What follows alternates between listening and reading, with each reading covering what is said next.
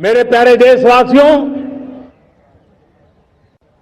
मैं आज देश के सामने एक चिंता, एक चुनौती के संबंध में आगाह करना चाहता हूं। षड्यंत्र के तहत,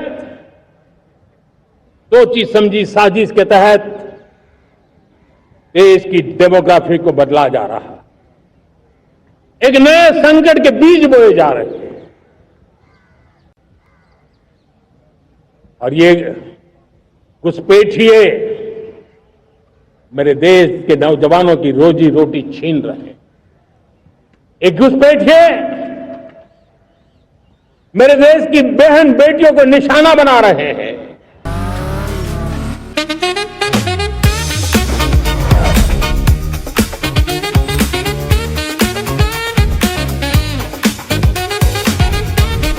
Pure technology that is built for your every sense. Acer Pure from Acer. ये बर्दाश्त नहीं होगा। ये घुसपैठिए भोले भाले आदिवासियों को भ्रमित करके उनकी जमीनों पर कब्जा कर रहे हैं।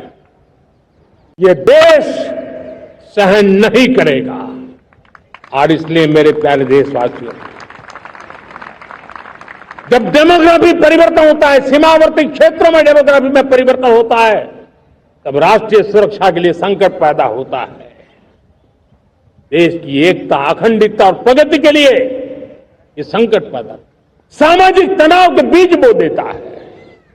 और कोई देश अपना देश घुसपैठियों के हवाले नहीं कर सकता है। दुनिया का कोई देश नहीं कर सकता है, तो हम भारत को कैसे कर सकते हैं? हमारे पूर्वजों ने त्याग और बलिदान से आजादी पाई है, हमें स्वतंत्र भारत दिया है। उन महापुरुषों के प्रति हमारा कर्तव्य है कि हम हमारे देश में ऐसी हरकतों को स्वीकार न करें। उनकी सच्ची श्रद्धांजलि होगी। और इसलिए मैं आज लाल किले की प्राचीर से कहना चाहता हूं, हमने एक हाई पावर्ड डेमोग्राफी मिशन शुरू करने का निर्णय किया है। ये मिशन, इस मिशन के द्वारा ये जो भीषण संकट नजर आ रहा है, भारत पे मंडरा रहा है जो संकट है, उसको निपटाने के लिए तय समय में सुविचारित, सुनिश्चित रूप से अपने कार्य को करेगा। उस दिशा में हम आगे बढ़ रहे हैं। मेरे प्यारे देशवासियों, कल जन्माष्टमी का पावन पर्व है। भगवान श्री कृष्ण का जन्मोत्सव देश में मनाया जाता है। साथियों, जब मुझे भगवान श्री कृष्ण याद आते हैं तो हम देख रहे हैं कि पूरे विश्व में आज युद्ध के तौर तरीके बदल रहे हैं। हमने देखा है कि भारत युद्ध के हर नए तौर तरीकों को निपटने में समृद्ध है। हमने ऑपरेशन सिंदूर में दिखा दिया है।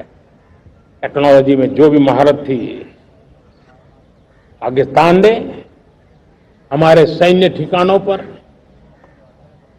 हमारे एयरबेस पर, हमारे संवेदनशील स्थलों पर, हमारे आस्था के केंद्रों पर, हमारे नागरिकों पर मिसाइल्स, ड्रोन अनगिनत मात्रा में उन्होंने वार किया। देश ने देखा है, लेकिन देश को सुरक्षित रखने के जो प्रयास पिछले 10 साल में हुए हैं, उस ताकत का परिणाम था कि उनके हर हमले को हमारे जाबाजों ने और हमारी टेक्नोलॉजी ने तिनके की तरह बिखेर दी।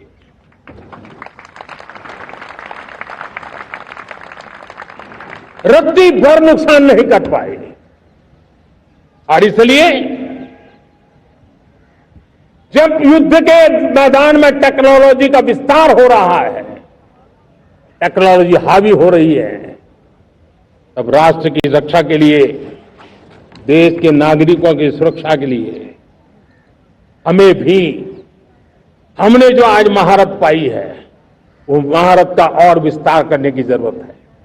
हमने आज जो महारत पाई है उसको लगातार अपग्रेड करते रहने की आवश्यकता है।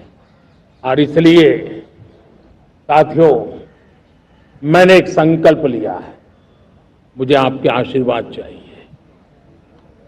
कोटि कोटि देशवासियों के आशीर्वाद चाहिए, क्योंकि समृद्धि कितनी ही क्यों न हो, अगर सुरक्षा के प्रति उदासीनता बरतते हैं तो समृद्धि भी किसी काम की नहीं रहती।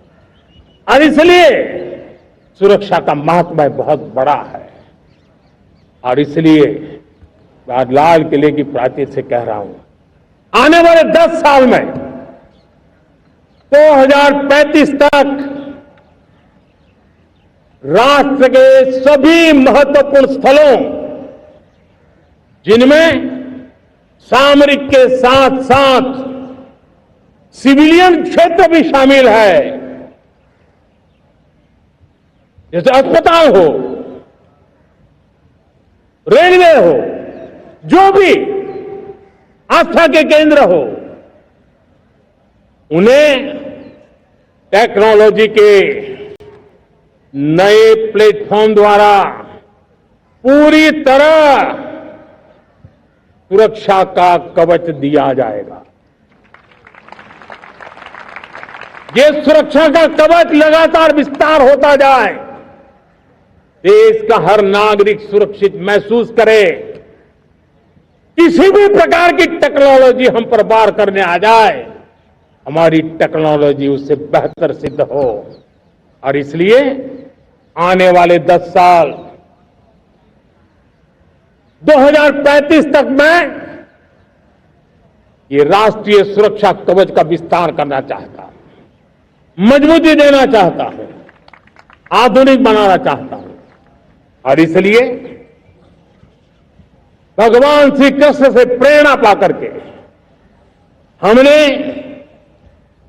श्री कृष्ण का जो सुदर्शन चक्र था, उस सुदर्शन चक्र की राह को चुना है। आप में से बहुत लोगों को याद होगा, जब महाभारत की लड़ाई चल रही थी, श्री कृष्ण ने अपने सुदर्शन चक्र से सूर्य के प्रकाश को रोक दिया था और दिन में ही अंधेरा कर दिया था। सूर्य प्रकाश को सुदर्शन चक्र से रोक दिया था। और तब अर्जुन ने जो शपथ ली थी जयद्रथ का वध करने की, उस प्रतिज्ञा को अर्जुन पूर्ण कर पाए थे। वो सुदर्शन चक्र के पराक्रम और रणनीति का परिणाम था। अब देश सुदर्शन चक्र मिशन लॉन्च करेगा।